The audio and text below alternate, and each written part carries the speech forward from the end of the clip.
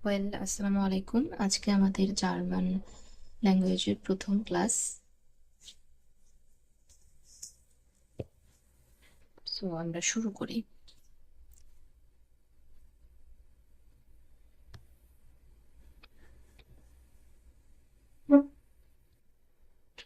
Das alphabet.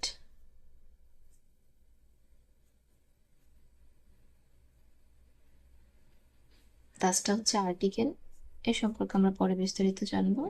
So আজকে আমাদের class হচ্ছে আলফাবেট নিয়ে। আচ্ছা, জার্মান ল্যাঙ্গুয়েজ মোট কয়টা আলফাবেট আছে? 30টি। ঠিক আছে, আলফাবেট আছে 30টি। আচ্ছা, এর মধ্যে 26টি alphabet as it is. As it is আমাদের ইংলিশ অ্যালফাবেটের মতো, ঠিক আছে, ইংলিশ অ্যালফাবেটের মতো দেখতে।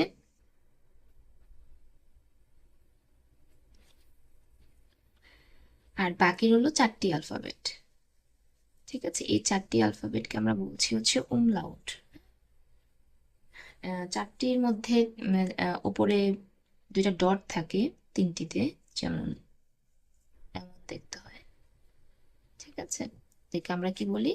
umlaut। আরেকটি আছে, এটাকে বলছি হচ্ছে এসেট।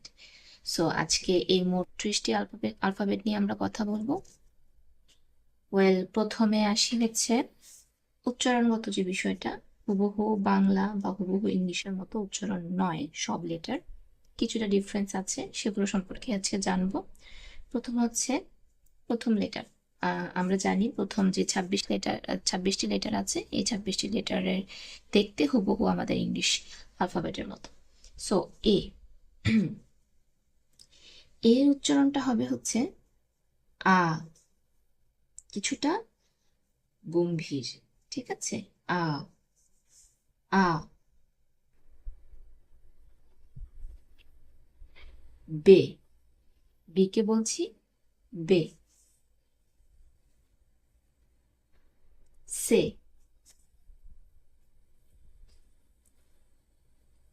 ডিকে বলছি ডে। এটা কিছুটা ডিপ উচ্চারণ হয়, হ্যাঁ, কিছুটা ডিপ। ডে, ডে। ওকে। ই, ই এর উচ্চারণ হবে হচ্ছে এ, সিম্পলি এর মতো আমরা যেভাবে এ অ্যালফাবেটকে উচ্চারণ করি ইংলিশে, সেভাবেই ই কে আমরা বলবো এ। আ, আ, বে, সে, ডে, এ। আ, বে, সে, ডে, এ।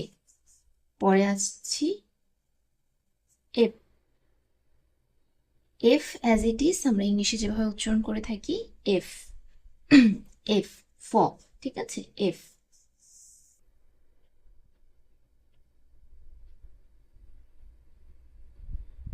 জি কে বলবো গে, জি কে বলবো গে, গে। ই, আয়ের উচ্চারণ হচ্ছে ই।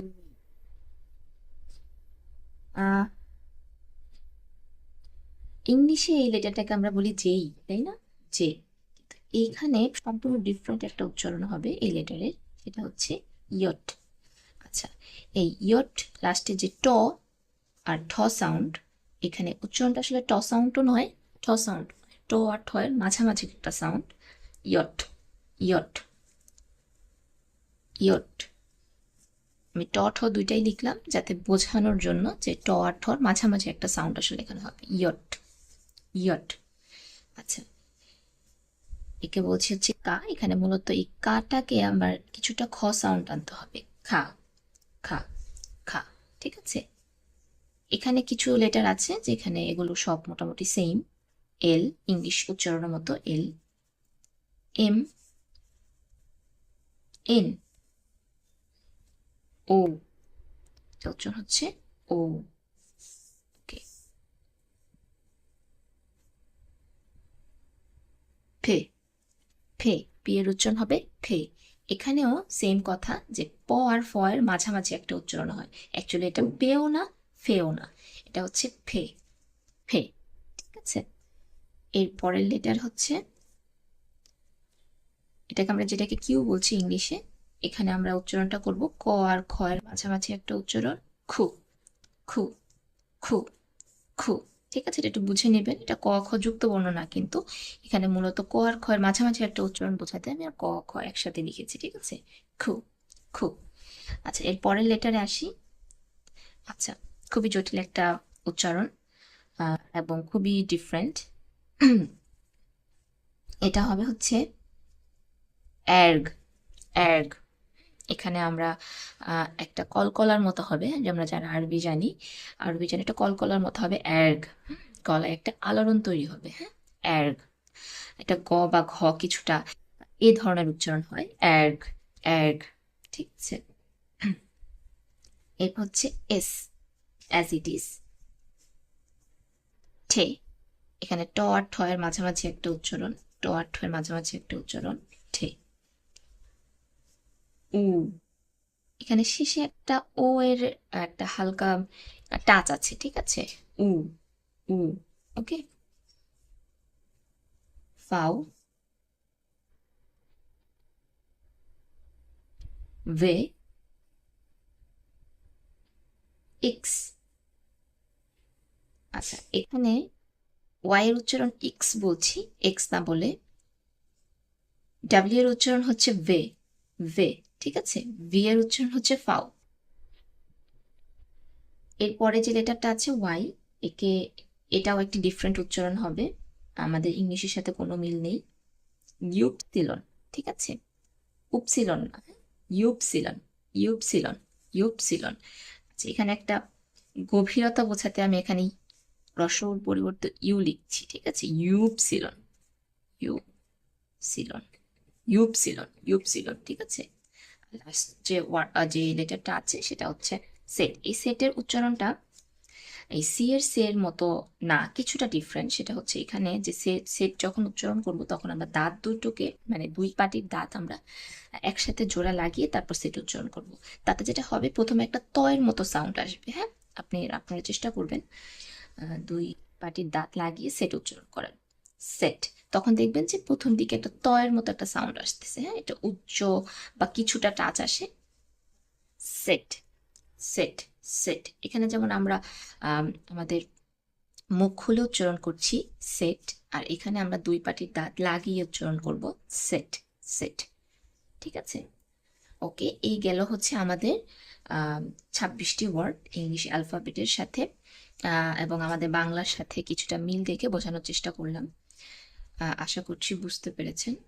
আমাদের যারা নেটিভ জার্মান আছেন তাদের মতো উচ্চারণ হবে না, তবে আমরা চেষ্টা করছি কাছাকাছি উচ্চারণ, অ্যাটলিস্ট 90 to 95% যাতে তাদের মতো উচ্চারণ হয়। ওয়েল, এরপর যে 4টি এক্সট্রা লেটার আছে, এক্সট্রা না, এটা জার্মান লেটারই, বাট যেহেতু আমরা ইংলিশে 26টা লেটার পড়েছি, তো তার বাইরের যে 4টি লেটার, এটাকে আমরা বলি আ, তাই না? অলরেডি আমরা জানি আ, উমলাউট। এর উপরে দুইটা ডট দেওয়ার জন্য এটা আমরা বলছি উমলাউট, আ, উমলাউট। ঠিক আছে, এটার উচ্চারণটা যেটা হবে এ।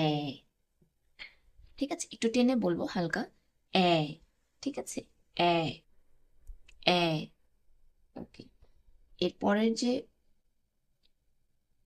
ওয়ার্ডটা আছে, সরি, পরের যে লেটারটা আছে উ, উ উমলাউট। ঠিক আছে, এই যে যে উ, ওর সাথে ওটা উমলাউট যোগ হয়েছে দুইটা ডটের জন্য। এই উমলাউটটা আমরা কিভাবে উচ্চারণ করব, আমরা এটা একটু মনোযোগ দিয়ে শোনার বিষয়, যে আমরা দুইটা ঠোঁট গোল করব। ঠিক আছে, গোল করে সামনের ঠোঁটটাকে কিছুটা এগিয়ে আনবো।